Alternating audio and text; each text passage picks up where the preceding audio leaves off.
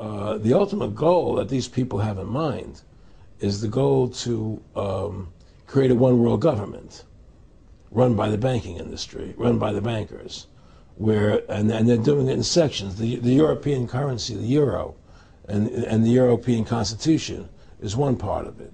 Now they're trying to do it in America with the North American Union, right? And they want to create a new currency called the Amero, right? And the whole agenda is to create a one-world government where everybody has an RFID chip implanted in them. All money is to be in those chips, right? There'll be no more cash. And this is given me straight from Rockefeller himself. This is what they want to accomplish. And all money will be in your chips. And so instead of having cash, anytime you have money in your chip, they can take out whatever they want to take out whenever they want to. If they say you owe us this much money in taxes, they just deduct it out of your chip digitally. Total control. Total control. And if you're like me or you, and you're protesting what they're doing, they can just turn off your chip. And you have nothing. You can't buy food. You can't do anything. It's total control of the people. And that chip's connected to a database that has your purchasing records, what you do, what everything, you sell. Everything is in there, you know? And so they want a one-world government controlled by them, everybody being chipped, all your money in those chips, and they control the chips, and they control people. And you become a slave. You become a serf to these people. That's their goal. That's their intentions. Eric, can you be specific about when you met Rockefeller, how it happened in these discussions? I met Rockefeller through a female attorney I knew who called me up one day and said, one of the Rockefellers would like to meet you. I had made a video called Mad as Hell, and he'd seen the video and wanted to meet me and knew I was running for governor of Nevada. So sure, I'd love to meet him. And I met him, and I liked him, and he was a very, very smart man. And we used to talk and share ideas and thoughts. And he's the one who told me 11 months before 9/11 ever happened that there was going to be an event. Never told me what the event was going to be, but there was going to be an event. And out of that event, we were going to invade Afghanistan to run pipelines from the Caspian Sea. We were going to invade Iraq, you know, to take over the oil fields, establish a base in the Middle East, and make it all part of the New World Order. And we'd go after Chavez in Venezuela. And sure enough, later 9/11 happened. And I remember he was telling me how how you're going to see soldiers looking in caves for people in Afghanistan and Pakistan and all these places. And there's going to be this war on terror, which is no real enemy. And the whole thing is a giant hoax, you know, but it's a way for the government to take over the American people. He told you it was going to be a hoax. Oh, yeah. Oh, yeah. There's no question. He says, there's going to be war on terror. And he's just laughing. There's no... Who are we fighting? I mean, why do you think 9/11 happened and then nothing's happened since then?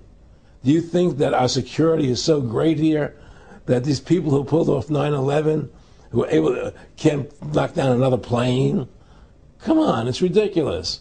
9/11 was done by people in our own government and our own banking system to perpetuate the fear of the American people into subordinating themselves to anything the government wants them to do.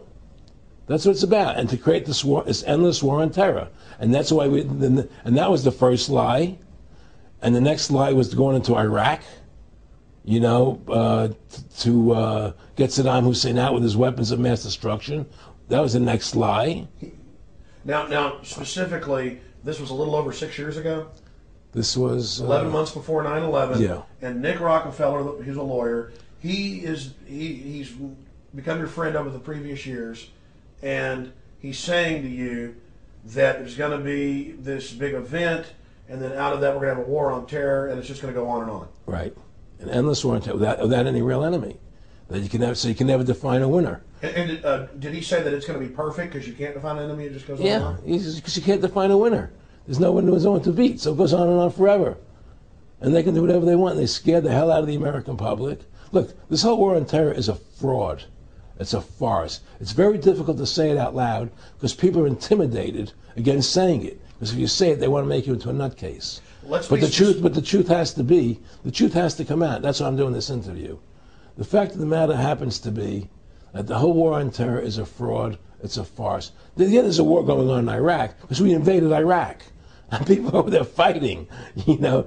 But the war on terror, it's a joke, you know. And until we discover what really happened on 9/11 and who was responsible for 9/11, because that's where the war on terror emanates from. That's where it comes from. It was 9/11 that allowed this war on terror to begin. And until we get to the bottom root of 9/11, the truth of 9/11, we'll never know about the war on terror. Aaron, you said that he was, and I think it's important, and I know this about the Rockefellers from Dr. Dennis Cuddy and many others who literally, you'll be 20 years old in a lunch line at college, and there's David Rockefeller. And they're experts at recruiting and getting what they call players, and that clearly he was, I want to make it specific and just get you to reiterate what you said last night about you got 30% of the vote, you were having an effect, you made mad as hell, they knew that you'd started the Constitution Party, they knew that you were somebody who was taking action and getting things done, you'd already made some big films, had a lot of other successes, right. So they were trying to recruit you, and didn't it come down to the point of, hey, we are here to recruit you, and don't worry, your chip's going to say, don't mess with us, you know, this guy's don't touch. Yeah, yes, that did happen. I was definitely being recruited, but it's more subtle than that. Well, in your words, just go through the process, and then what he said. Well, what it is remember we were friends, and we used to go to my house a lot. We'd have dinner, we'd talk, and he'd tell me about business investments that he'd get involved in, you know, or they would help me with this business investment or that business investment. And was I interested in joining the Council on Foreign Relations? You know, I would have to get a letter to join them, but was I interested in that? And, you know, just stuff, you know, leading you on. And I used to say to him that I never really did that because that wasn't where I was coming from. You know, as much as I like you, Nick, you know, your ways and my ways, we're on the opposite side of the fence. You know, I don't believe in enslaving people, you know, and he would come back with, oh, I do? Or? Well, it would be more like, you know... It's better for them. Well, it's more like, you know, how do I put it? It was like, what do you care about them? What do you care about those people? What difference does it make to you? Take care of your own life. Do the best you can for you and your family. What do the rest of the people mean to you? They don't mean anything to you. They're just serfs. They're just people. You know, it was just a lack of caring, you know, and that's just not who I was. It was just sort of like cold, you know. It was just like cold, you know. And I used to say to him, what's the point of all this? You have all the money in the world you need. You have all the power you need. What's the point? You know, what's the end goal? And he said the end goal is to get everybody chipped, to control the whole society, to have the bankers, the elite people, you know, the bankers and some governor controlling the world.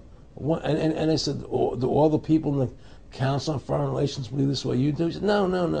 You know, most of them believe they're doing the right thing. A lot of them believe it's better off being socialistic. You know, we have to convince people that socialism is really capitalism. Because America's becoming a socialist country. It's a communist country today. Well, one of the things they told me was that he was at the house one night, and he would talk, and he started laughing. He said, Aaron, what do you think women's liberation was about? And I said, I had pretty conventional thinking about it at that point. I said, I think it's about women having the right to work, getting equal pay with men, just like they won the right to vote, you know? And he started to laugh. He said, you're an idiot. And I said, why am I an idiot? He said, let me tell you what that was about. We, the Rockefellers, funded that. We funded women's lib, you know? And we're the ones who got all over the newspapers and television, the Rockefeller Foundation. He says, and you want to know why? He said, there were two primary reasons. And one reason was we couldn't tax half the population before women's lib. And the second reason was, now we get the kids in school at an early age. We can indoctrinate the kids how to think. It breaks up their family. The kids start looking at the state as the family, as the school, as the officials, as their family, not as the parents teaching them. And so those are the two primary reasons for women's lib, which I thought up to that point was a noble thing. You know, when I saw their intentions behind it, where they were coming from when they created it, the thought of it, I saw the evil behind what I thought was a noble adventure.